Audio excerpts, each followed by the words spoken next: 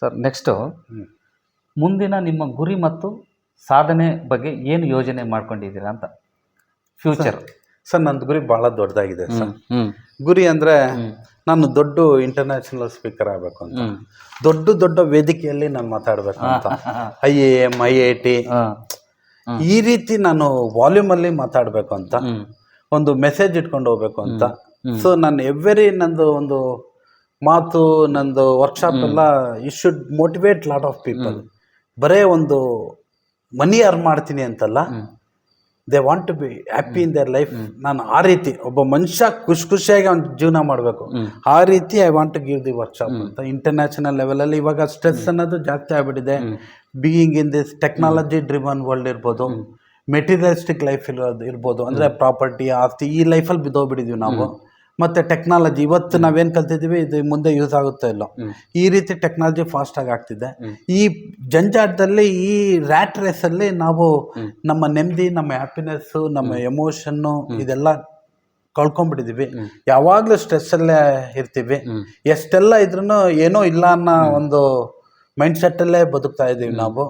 So ಇದನ್ನೆಲ್ಲೋ ಒಂದು ಎಷ್ಟು ನನ್ನ ಕೈಯಲ್ಲಾಗುತ್ತೋ ಅಷ್ಟು ನಾನು ಸ್ಪ್ರೆಡ್ ಮಾಡಬೇಕು ಅಂತ ಇಷ್ಟ ಇದೆ.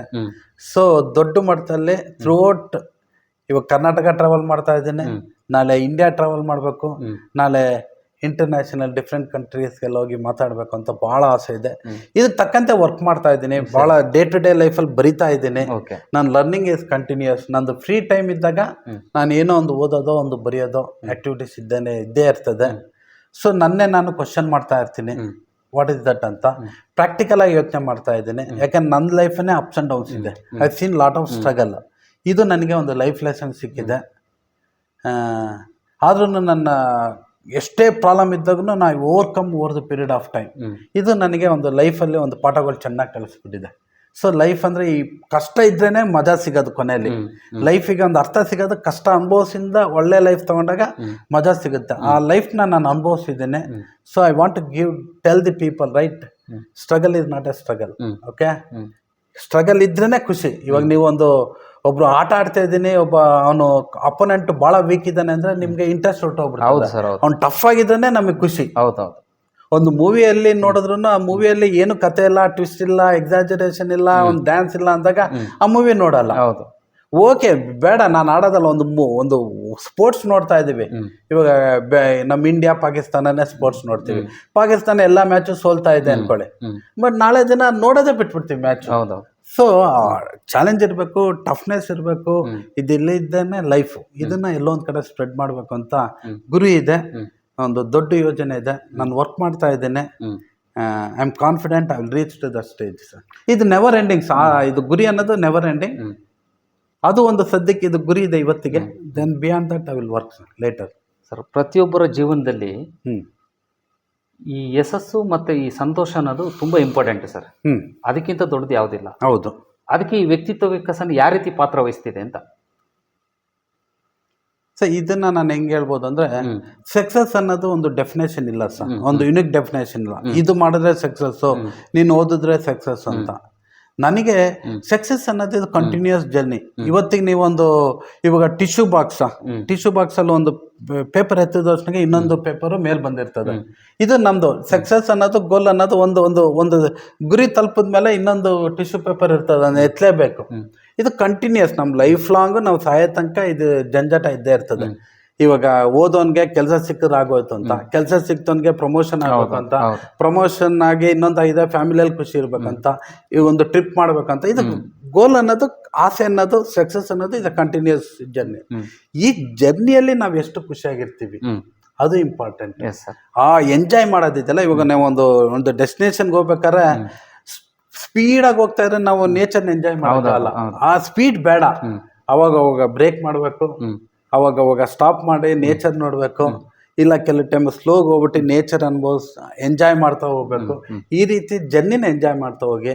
V don't know what happens to our life. ನಾವೆಲ್ಲ ಅನ್ಕೊಂಡಿದ್ದು ನಮ್ಮ ಲೈಫಲ್ಲಿ ಸಿಗ್ದಲ್ಲೇ ಇರ್ಬೋದು. ಯಾಕಂದ್ರೆ ನಾವೇನೋ ಅನ್ಕೊಂತೀವಿ, ಏನೋ ಒಂದು ಆಗ್ಬೋದು, ಬಟ್ ಖುಷಿಯಾಗಿರೋದೇ ಇಂಪಾರ್ಟೆಂಟು. ನಾವು ಏನಕ್ಕೆ ಬದುಕ್ತಿದ್ದೀವಿ ಅಂದರೆ ಬೀಯಿಂಗ್ ಹ್ಯಾಪಿ. ಅದಿಲ್ಲ ಅಂದರೆ ಲೈಫೇ ಅಲ್ಲ. ಎಷ್ಟು ದುಡ್ಡಿದ್ರೂ ಅದು ಲೈಫೇ ಅಲ್ಲ. ಇವತ್ತು ನಮಗೆ ಸ್ಟ್ರೆಂತ್ ಇದೆ, ಎನರ್ಜಿ ಇದೆ, ನಮ್ಗೆ ಅರ್ಥ ಆಗಲ್ಲ. ಬಟ್ ವೆನ್ ಬಿಕಮ್ ಓಲ್ಡ್ ಅವಾಗ ನಮಗೆ ಅರೆ ದುಡ್ಡಿದೆ but what so many things I missed over the journey ಅಂತ ಆ ಫೀಲಿಂಗ್ ಬರಬಾರ್ದು.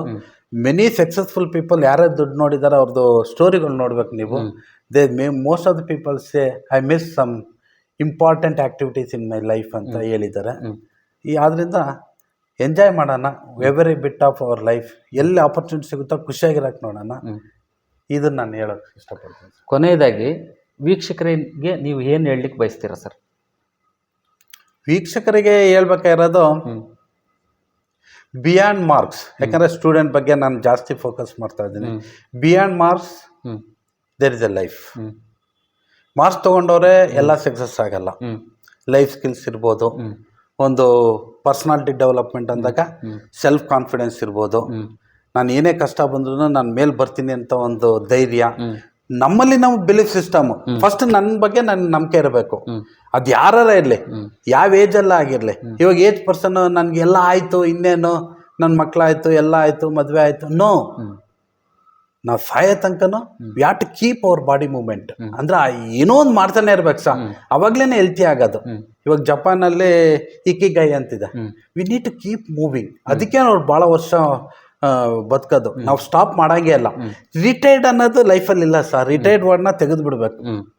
ಅದು ತೆಗೆದಾಗ ವಾಟ್ ಈಸ್ ದಟ್? ಇಲ್ಲ ನನಗೆ ಎಲ್ಲ ಇದೆ, ದುಡ್ಡಿದೆ, ಎಲ್ಲ ಇದೆ, ಹೋಗಿ ಒಂದು ಅನಾಥಾಶ್ರಮದಲ್ಲಿ ಒಂದು ಸರ್ವಿಸ್ ಮಾಡಿ, ಒಂದು ಎಜುಕೇಷನ್ ಇನ್ಸ್ಟಿಟ್ಯೂಟ್ಗೆ ಹೋಗ್ಬಿಟ್ಟು ಯಾರೋ ಅಫೋರ್ಡಬಿಲಿಟಿ ಇಲ್ಲ ಅಲ್ಲೋಗಿ ಒಂದು ಸರ್ವಿಸ್ ಮಾಡಿ.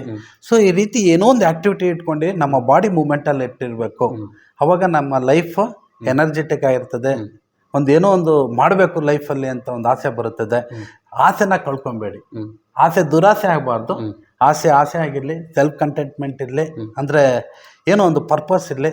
ಸೊಸೈಟಿಗೆ ನಾವು ಎಷ್ಟೊಂದು ಸೊಸೈಟಿಯಿಂದ ನಾವು ತೊಗೊಂಡಿದ್ದೀವಿ, ಸೊಸೈಟಿಗೆ ನಾವು ಕೊಡೋದು ಕಲಿಬೇಕು. ಈ ಮೈಂಡ್ಸೆಟ್ ಇದ್ದಾಗ ಮೈಂಡ್ಸೆಟ್ ಇಟ್ಕೊಳ್ಳಿ ಅಂತ ನಾನು ಈ ಮಾತು ಹೇಳ್ತಾ ಇದ್ದೀನಿ ಸರ್. ಓಕೆ, ಇಲ್ಲಿವರೆಗೂ ನೀವು ಸಾಕಷ್ಟು ಈ ವ್ಯಕ್ತಿತ್ವ ವಿಕಸನದ ಬಗ್ಗೆ ಮಾಹಿತಿಯನ್ನು ಕೊಟ್ರಿ, ಒಳ್ಳೊಳ್ಳೆ ಮಾಹಿತಿಗಳನ್ನು ಹಂಚ್ಕೊಂಡ್ರಿ. ಕಾರ್ಪೊರೇಟ್ ಆ್ಯಕ್ಟಿವಿಟೀಸಲ್ಲಿ ನಿಮ್ಮ ಒಂದು ತರಬೇತಿಯ ಬಗ್ಗೆನೂ ಕೂಡ ಮಾಹಿತಿ ಕೊಟ್ರಿ. ಯಾವ ರೀತಿ ಲೈಫ್ ಸ್ಕಿಲ್ಲು ಆಗಬೇಕು, ಕಮ್ಯುನಿಕೇಷನ್ ಸ್ಕಿಲ್ ಹೇಗಿರಬೇಕು, ಗುರಿ ಹೇಗಿರಬೇಕು, ಇದ್ರ ಬಗ್ಗೆ ಎಲ್ಲ ಒಂದಷ್ಟು ಮಾಹಿತಿಯನ್ನು ಕೊಟ್ರಿ. ನಮಗೂ ಕೂಡ ಈ ಸಂದರ್ಶನದಲ್ಲಿ ನಿಮ್ಮ ಮಾತನ್ನು ಕೇಳಿ ಖುಷಿಯಾಗಿದೆ. ಕೊನೆಯದಾಗಿ ಸರ್, ಈ ಮೋಟಿವೇಶನ್ ಇನ್ ಕನ್ನಡ ಯೂಟ್ಯೂಬ್ ಚಾನಲ್ ಮುಖಾಂತರ ನಿಮ್ಮನ್ನ ಸಂದರ್ಶನ ಮಾಡಿದೆ. ಈ ಸಂದರ್ಶನದ ಬಗ್ಗೆ ನಿಮ್ಗೆ ಏನು ಅನಿಸ್ತು ಅಂತ, ಮತ್ತು ನನ್ನ ಬಗ್ಗೆ ಏನು ಅನಿಸ್ತು ಅಂತ? ಸರ್, ಒಂದು ಒಳ್ಳೆ ಕಾಸ್ ಇಟ್ಕೊಂಡು ಮಾಡ್ತಾ ಇದ್ದೀರಿ ಸರ್. ಸರ್, ಇವಾಗ ಜನಕ್ಕೆ ಏನು ಬೇಕಾಗಿದೆ ಅಂದರೆ, ಒಬ್ಬ ಪರ್ಸನ್ದು ಸಕ್ಸಸ್ಫುಲ್ ಸ್ಟೋರೀಸ್ ಓದ್ತಾ ಹೋಗ್ತಾ. ಹೌದು ಸರ್, ಹೌದು. ಓಕೆ, ಇವಾಗ ನನ್ನ ಇಂಟರ್ವ್ಯೂ ಮಾಡಿದ್ದೀರಾ ನೀವು. ಸೊ ಇದರಲ್ಲಿ ನಂದು ಸ್ಟ್ರಗಲ್ ಎಲ್ಲ ಹೇಳ್ಕೊಂಡು ಬಂದಿದ್ದೀನಿ. ಎಷ್ಟೊಂದು ವಿಷಯಗಳು ಹೇಳಿದ್ದೀನಿ. ನಾನು ಹೆಂಗೆ ಜರ್ನಿ ಇತ್ತು ಅಂತ ಹೇಳಿದ್ದೀನಿ, ಮತ್ತೆ ಹೆಂಗಿರ್ಬೇಕು ಅಂತ ಹೇಳಿದ್ದೀನಿ. ಇದು ಕಮ್ಯುನಿಕೇಶನ್ ತಲುಪಬೇಕು ಸರ್. ಇವಾಗ ಕೆಲವೊಬ್ರು ರೀಲ್ಸ್ ನೋಡ್ತಾರೆ, ಅದರಲ್ಲಿ ಏನು ಸಿಗುತ್ತೆ ಅನ್ನೋದು ಗೊತ್ತಿಲ್ಲ ನನಗೆ. ಅದೇನೋ ಪರ್ಪಸ್ ಇತ್ತು, ನಾನು ಅಮೌಂಟ್ ಮಾಡ್ತಾ ಇದ್ದೀನಿ, ಏನೋ ಅದೇ ನನ್ನ ದುಡ್ಮೆ ಇದೆ ಅಂದರೆ ಇದು ಪರವಾಗಿಲ್ಲ. ನೀವು ಒಂದು ಒಳ್ಳೆ ಕಾಸ್ ಮಾಡ್ತಾ ಇದ್ದೀರಾ. ಮೋಟಿವೇಶನ್ ಇನ್ ಕನ್ನಡ ಅಂತ ಒಂದು ಚಾನಲ್ ಮಾಡಿದ್ದೀರಾ. ಇದು ಒಳ್ಳೆ ವ್ಯೂವರ್ಸ್ ಬೇಸ್ ಬರಲಿ, ಇನ್ನು ಜನ ಜಾಸ್ತಿ ನೋಡಲಿ. ಸೊ ಒಳ್ಳೊಳ್ಳೆ ಪ್ರೋಗ್ರಾಮ್ಗಳು, ಒಳ್ಳೊಳ್ಳೆ ಇಂಟರ್ವ್ಯೂ ಇರ್ಬೋದು, ಒಳ್ಳೊಳ್ಳೆ ಇನ್ಫಾರ್ಮೇಷನ್ಗಳು ನಿಮ್ಮ ಯೂಟ್ಯೂಬ್ ಚಾನಲಿಂದ ಜನಕ್ಕೆ ಕೊಡಿ. ಸೊ ನಿಮ್ಮ ಚಾನಲ್ ನೋಡಿದವ್ರಿಗೆಲ್ಲ ಒಂದೊಂದು ವಿಡಿಯೋ ನೋಡಿದ್ರೆ ಅವ್ರಿಗೊಂದು ಮೆಸೇಜ್ ಹೋಗ್ಬೇಕು. ಎಸ್ ಸರ್, ಆ ರೀತಿ ಮಾಡ್ತಾ ಹೋಗಿ. ನಾನು ಕೆಲವೊಂದು ಆಲ್ರೆಡಿ ನಿಮ್ಮದು ವೀಡಿಯೋಸ್ ಎಲ್ಲ ಕೆಲವೊಂದು ನೋಡಿದ್ದೀನಿ ರೀಸೆಂಟಾಗೆ. ಮೊನ್ನೆ ಗೊತ್ತಾದಾಗ ನೀವು ಇಂಟರ್ವ್ಯೂ ಮಾಡ್ತೀರಾ ಅಂತ ಗೊತ್ತಾದಾಗ ನಿಮ್ಮದು ಕೆಲವೊಂದು ವೀಡಿಯೋಸ್ಗಳು ನೋಡಿದ್ದೀನಿ. ಎಲ್ಲನೂ ಏನೋ ಒಂದು ಮೆಸೇಜ್ ಸಿಗ್ತಾ ಇದೆ. ಅಲ್ಟಿಮೇಟ್ ಆಗಿ ನಾನು ನೋಡಿದ್ರೆ ವಿಡಿಯೋ ನನಗೊಂದು ಮೆಸೇಜ್ ಸಿಗ್ಬೇಕು, ಒಂದು ಲೈಫ್ ಲೆಸನ್. ಸೊ ಆ ಲೈಫ್ ಲೆಸನ್ ನಾನು ನನ್ನ ಜೀವನದಲ್ಲೇ ಅಳವಡಿಸ್ಕೊಬೇಕು. ಆ ರೀತಿ ಲೈಫ್ ಲೆಸನ್ ಸಿಗೋಂಥ ವಿಡಿಯೋ ಇದ್ರೆ ನಾನು ಖುಷಿಯಾಗಿ ನೋಡ್ತೀನಿ. ಏನೋ ಸುಮ್ಮನೆ ಎಂಟರ್ಟೈನ್ಮೆಂಟ್ ಆ ಥರ ಚಾನಲ್ ಅಲ್ಲ ನಿಮ್ಮದು. It is a motivation with a purpose. Thanks. ನಿಮ್ಮ ಯೂಟ್ಯೂಬ್ ಚಾನಲ್ಗೆ ಒಂದು ಬ್ಲೆಸ್ಸಿಂಗ್ಸ್ ಇರಲಿ, ದೊಡ್ಡದಾಗಿ ಬೆಳೀರಿ. ನಿಮ್ಗೂ ದೇವ್ರು ಒಳ್ಳೇದು ಮಾಡಲಿ. ಮುಂದೆ ಈ ಥರ ಒಳ್ಳೊಳ್ಳೆ ಇಂಟರ್ವ್ಯೂ ಮಾಡಿ ಮುಂದೆ ಒಂದಿನ ಕನ್ನಡದಲ್ಲೇ ಮೋಟಿವೇಶನ್ ಇನ್ ಕನ್ನಡ ಅಂದರೆ ನಿಮ್ಮ ಯೂಟ್ಯೂಬ್ ಹೇಳಿದ ತಕ್ಷಣಕ್ಕೆ ಜನಕ್ಕೆ ಗೊತ್ತಾಗಬೇಕು, ನಿಮ್ಮ ಬಗ್ಗೆ ಗೊತ್ತಾಗಬೇಕು. ಇದು ಹೇಳೋಕ್ಕೆ ಇಷ್ಟಪಡ್ತಾ ಇದ್ದೀನಿ ಸರ್. Thanks sir. ವೀಕ್ಷಕರಿಗೆ ಲೈಕ್ ಮಾಡಿ, ಕಮೆಂಟ್ ಮಾಡಿ, ಸಬ್ಸ್ಕ್ರೈಬ್ ಆಗಿ ಅಂತ ಒಂದು ಮಾತು ಹೇಳಿ ಸರ್. ದಯವಿಟ್ಟು ಎಲ್ಲ ಕನ್ನಡ ಜನತೆಗಳು ಈ ಯೂಟ್ಯೂಬ್ ಚಾನಲ್ ಎಲ್ಲ ವೀಡಿಯೋಗಳನ್ನ ನೋಡ್ತಾ ಇರಿ. ಹೊಸ ರೀತಿ ಚಾನಲ್ಗಳು ಬರ್ತಾ ಇರ್ತದೆ, ಹೊಸ ವಿಷಯಗಳು ಬರ್ತಾ ಇರ್ತದೆ. ಆದ್ದರಿಂದ ತಪ್ಪದೇ ನೋಡಬೇಕಂದ್ರೆ ನೀವು ಇದನ್ನು ಸಬ್ಸ್ಕ್ರೈಬ್ ಮಾಡಿ. ಸಬ್ಸ್ಕ್ರೈಬ್ ಮಾಡಿದ್ರೆ ನಿಮಗೆ ನೋಟಿಫಿಕೇಶನ್ ಬರ್ತಾ ಹೋಗ್ತದೆ. ಬರೀ ನೋಡ್ಬಿಟ್ಟು ಸುಮ್ಮನೆ ಆಗಬೇಡಿ, ಯಾಕಂದರೆ ಒಂದು ಎಫರ್ಟ್ ಇದೆ ಇದರಲ್ಲಿ. ಸೊ ಒಂದು ಕಮೆಂಟ್ ಹಾಕಿ, ನಿಮ್ಮ ಅನಿಸಿಕೆಗಳು ಹಾಕಿ. ಸೊ ಅವ್ರಿಗೇನಾಗುತ್ತೆ, ಒಂದು ಮೋಟಿವೇಶನ್ ಸಿಕ್ತಂಗೆ ಆಗುತ್ತೆ, ಮತ್ತು ಅವ್ರಿಗೆ ಹೆಚ್ಚೆಚ್ಚು ವೀಡಿಯೋಗಳು ಮಾಡೋಕ್ಕೆ ಒಂದು ಪರ್ಪಸ್ ಕೊಟ್ಟಂಗೆ ಆಗುತ್ತೆ ನೀವು. So my humble request you all is, first subscribe ಮಾಡಿ, ಲೈಕ್ ಮಾಡಿ, ಲೈಕ್ ಮಾಡಿದ್ಮೇಲೆ ಕಮೆಂಟು ಕೊಡಿ. ಕಮೆಂಟ್ ಈಸ್ ಭಾಳ ಇಂಪಾರ್ಟೆಂಟು. ಇಷ್ಟು ಮಾಡಿ. Thanks to you. ಕೊನೆಯದಾಗಿ ನಮ್ಮ ಕನ್ನಡದ ಒಬ್ಬ ಶಾಯರಿ ಕವಿ ಅಸಾದುಲ್ಲಾ ಬೇಗ್ ಅಂತ ಒಬ್ರು ಇದ್ದಾರೆ ಸರ್. ಹೌದು ಸರ್, ನೀವು ಕೇಳಿರ್ತೀರಿ. ಕೇಳಿದೆ, ಹೆಸರು ಕೇಳಿದ್ದೇನೆ. ಅವರು ಈ ವ್ಯಕ್ತಿತ್ವ ವಿಕಸನಕ್ಕೆ ಶೂಟ್ ಆಗೋಂಗೆ ಒಂದು ನುಡಿಮುತ್ತಿದೆ ಸರ್. ಹೇಳಿ ಸರ್. ಹವ್ಯಾಸ ಬದಲಿಸು, ಹಣೆ ಬರಹ ಬದಲಾದಿತ್ತು. Okay, good. ದೃಷ್ಟಿ ಬದಲಾಯಿಸು, ದೃಶ್ಯ ಬದಲಾಯಿತು ಅಂತ. ಬದಲಾಯಿತು. ತೋಣಿ ಬದಲಾಯಿಸಬೇಡ, ದಿಕ್ಕು ಬದಲಾಯಿಸು ಸಾಕು, ದಡ ಸಿಕ್ಕಿತ್ತು ಅಂತ. Yes sir, good. ಯಾಕೆಂತಂದರೆ ಈ ವ್ಯಕ್ತಿತ್ವ ವಿಕಸನ ಅನ್ನೋದು ನಾವು ದೋಣಿ ಬದಲಾಯಿಸಬೇಕಾಗಿಲ್ಲ, ನಮ್ಮ ದಿಕ್ಕನ್ನು ಬದಲಾಯಿಸಿದರೆ ನಾವು ಏನಾದ್ರು ಒಂದು ದಡ ಸಿಗ್ತೀವಿ ಅಂತ ಈ ಸಂದರ್ಶನವನ್ನು ಇಲ್ಲಿಗೆ ಮುಗಿಸ್ತಿದ್ದೀವಿ. ನೀವು ಕೂಡ ಈ ಸಂದರ್ಶನದಲ್ಲಿ ಭಾಗವಹಿಸಿ ಇಷ್ಟೊತ್ತು ನಮಗೆ ಅವಕಾಶ ಕೊಟ್ಟಿದ್ದಕ್ಕೆ ನಿಮಗೂ ಕೂಡ ಧನ್ಯವಾದಗಳು ಸರ್. ಧನ್ಯವಾದಗಳು. ನಿಮಗೂ ಧನ್ಯವಾದಗಳು. Thank you.